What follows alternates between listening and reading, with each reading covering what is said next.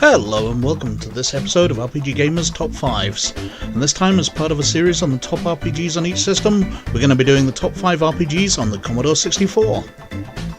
Commonly referred to as the C64 or CBM64, it was released in 1982 by Commodore Business Machines. It has 64 kilobytes of RAM, hence the name, powered by a MOS Technology 6510 processor, running at 1.023 MHz in the United States, or 0.985 MHz in the UK, the differing television frequencies required for NTSC or PAL accounting for the difference. But the processor wasn't what made the C64, it was the custom chips. With a VIC-2 graphics chip capable of 320 by 200 pixel resolution in 16 colours, with 8 hardware sprites, the C64 excelled at moving things around the screen for action games. The sound chip is the almighty SID 6581 chip, with 3 channels, which was far beyond anything else available at the time, being capable of some amazing tunes when being used by a skilled composer. The C64 rapidly became the biggest selling computer of all time, with an estimated 17 million units sold. This is an enormous number for a computer, seeing as the number 2 on the list is the Commodore Amiga at 6 million units. The range of games available for the system is absolutely vast, with around 10,000 commercially released titles, so we're really only going to scratch the surface of what was available. And this really is just a selection of those that I personally liked. But anyway, let's get on with the countdown. At number 5, Mustering by Novagen in 1985. What would now be called an open world game rather than an RPG, this game puts you in the place of a mercenary whose starship crashes onto the war-torn world of Targ. With an enormous city to explore, sprawling bunkers and bases, your mission was to escape from the world and head on to your next contract. Accompanied only by your helmet computer Benson, you had to find keys, explore areas and juggle your inventory to be able to complete the game. There's a lot of humour to the game, from the kitchen sink, a cheat item which lets you carry everything, to the sarcastic comments Benson would make at every opportunity.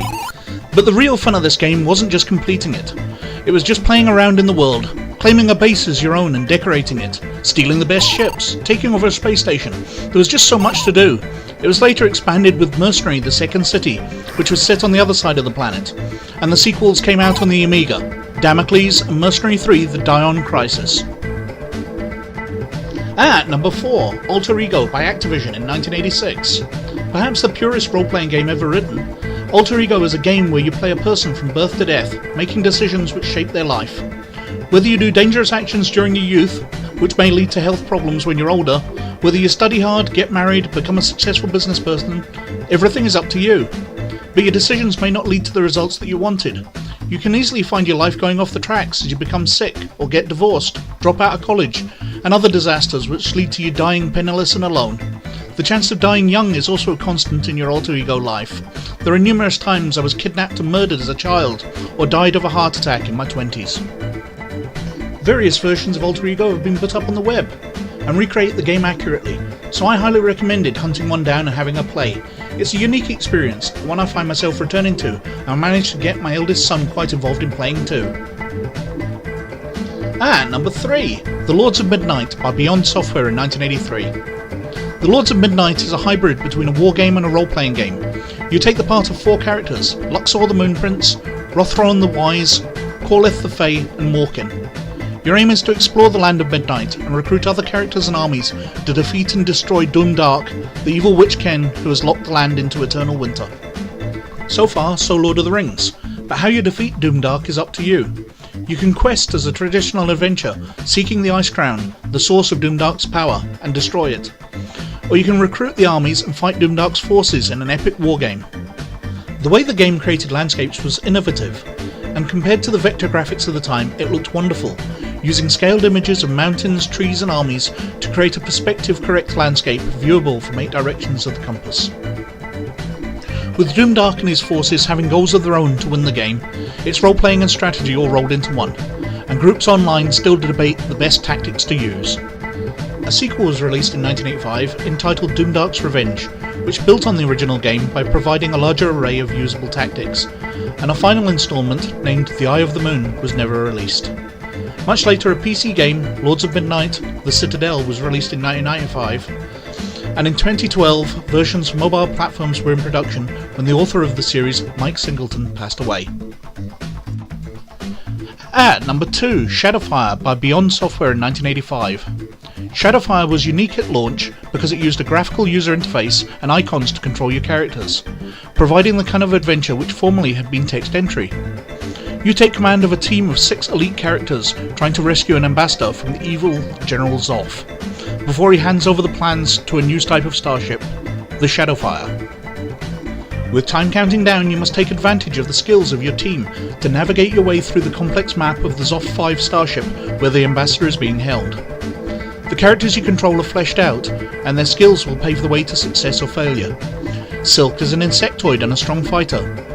Zark Montour is the team leader, and the only translator on the team who can communicate with the ambassador. Torek is your explosives expert and a Hawkman who can travel far faster than everyone else. Manto is a weak droid, but the only one who can control teleporters. Severina Maris is a criminal who can pick locks, and Maul is a slow-moving combat droid.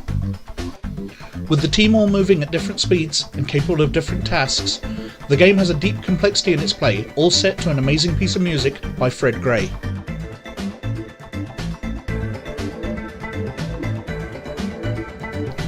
And before we get to number 1, some notable mentions. I've not done this before in a countdown, but we're dealing with choosing the best 5 out of 10,000 games here, so I've got a couple I'd like to mention. Wasteland by Interplay in 1988. The game that the Fallout series is based upon. Wasteland is a deep and immersive RPG with a massive play area, which you can totally lose yourself in. The only reason it doesn't rank in this top 5 is that I never actually played it on the Commodore 64, only on the PC when it was bundled with its sequel, which was only released in 2013.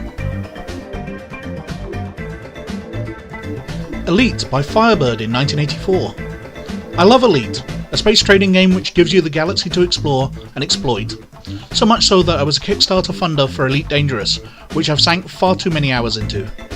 I've played Elite on the ZX Spectrum, the BBC Micro, the Amiga, the PC, and I'm a big fan of the PC clone of it, Oolite. The C64 version uniquely introduced Trumbles into the game, Tribble-like creatures which would eat your cargo and fill up your hold until you had to destroy them by burning them up by skimming the surface of a star. But Elite doesn't rank on this list because it is on so many other platforms, and it was nudged out by other games which were more unique to the Commodore 64. And at number 1, The Bard's Tale by Interplay in 1985. A totally classic RPG, taking control of a party of adventurers, you explore the town of Scarabray, fighting monsters, exploring dungeons, casting spells, and spending your nights drunk in the town's inns. The game starts with you creating your party from the usual selection of classes: bards, hunters, monks, paladins, rogues, warriors, magicians and conjurers. Sorcerer and wizard classes were available later, and a magical character which had managed to master all 4 magical classes was deemed an archmage. The city has come under the influence of the evil wizard Mangar, who has turned most of the inhabitants into monsters, and the player must search the city for the way into his tower to defeat him.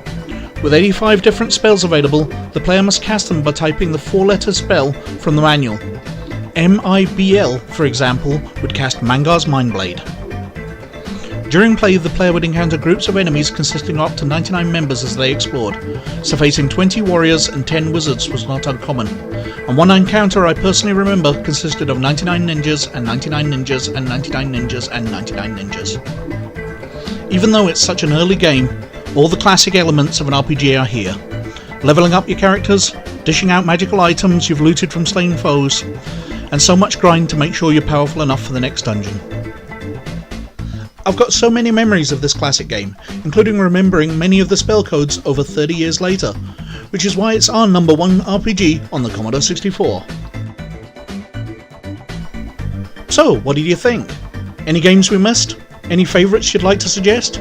Let us know either in the comments below or by getting in touch with us. So, as always, many thanks for watching.